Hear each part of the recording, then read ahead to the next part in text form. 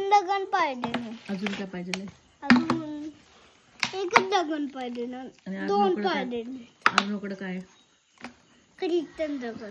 Crystal दगड. आणि काय करणार तू त्याचं? मी त्याचं त्याला ना मी करणार काय? विकणार आहे. विकून काय करणार? आणि पैसे कमवणार आहे. दगड विकून? हा दगड कुठला आहे? कोरियन दगड. कोरियन दगड. कुठे गेलता आणायला? इथे मिळाला. कोरियामध्ये? बघा आमच्या इथं कोरियन दगड मिळतात. हो ना? आपण कुठे सांग? आम्ही यावत आलोय. मुगाव आहे आपलं गाव.